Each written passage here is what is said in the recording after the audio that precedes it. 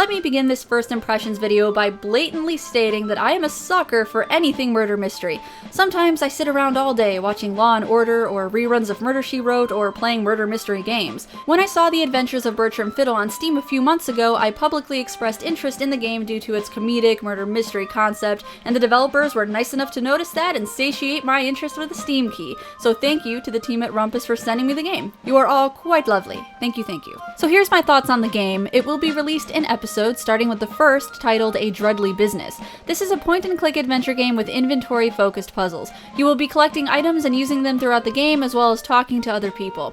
Right off the bat, I love the graphics. Very cartoonish, but with sometimes disturbing character designs bordering on abstract. It's really pleasing to look at during gameplay. Another draw right away is the voice acting, and going from there, the characters.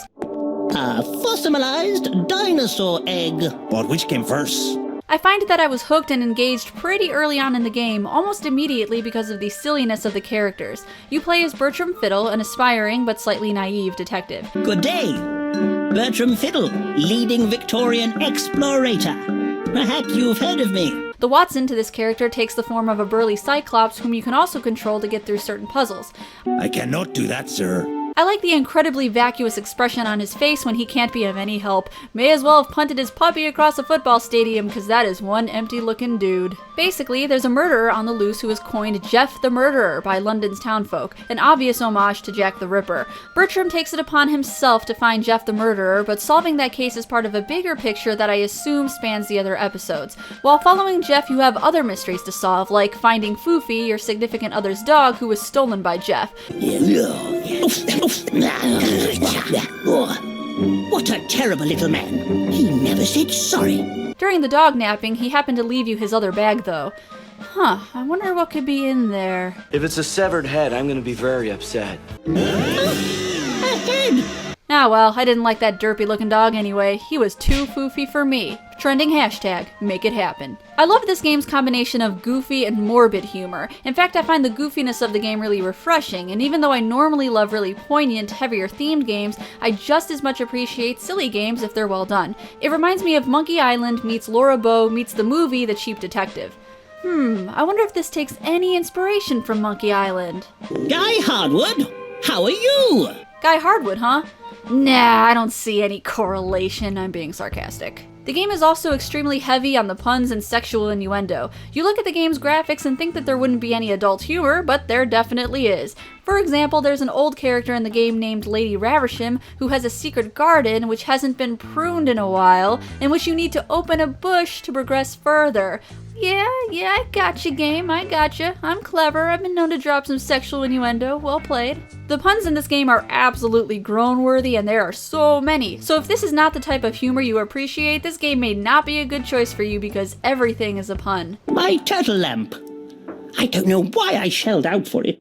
Another observation I made, does this team over at Rumpus have a fondness for birds? Because I have a fondness for birds, and I could not help but notice this African gray parrot, this thingy here, these birds over here, this raven, Nevermore. and an avocado in the shape of a dodo. Bird love equals respect. There's been some critique explaining that this isn't a true adventure game due to the puzzles being more on the easy side, and some define it as a casual adventure, though I can't say I agree with the notion that the difficulty level of a game really defines what the genre is.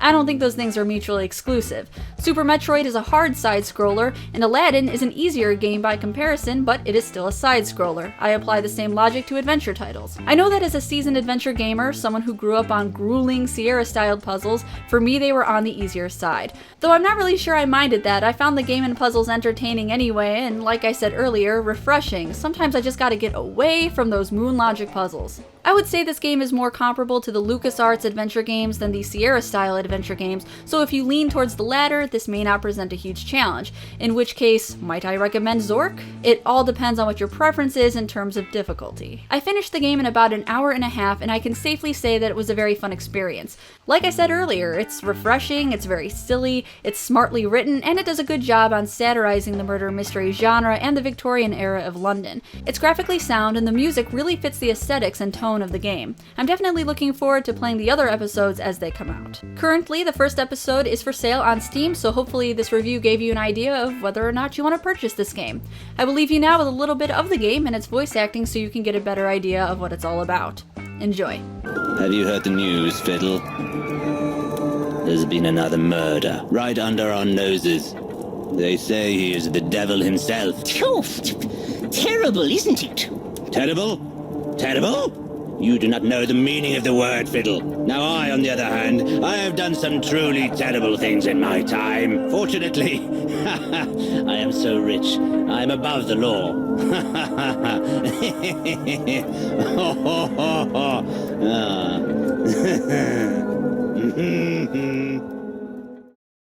Hey everyone, thank you for watching my first impressions video on the Adventures of Bertram Fiddle. I reviewed a modern game, yay! I have other reviews on my channel if you want to check them out, or if you want to stay forever, you can also subscribe. Not that videos show up in sub boxes anymore or anything, cough cough YouTube. I also have every social network known to man, and those are also linked on the screen there. Go ahead, click one.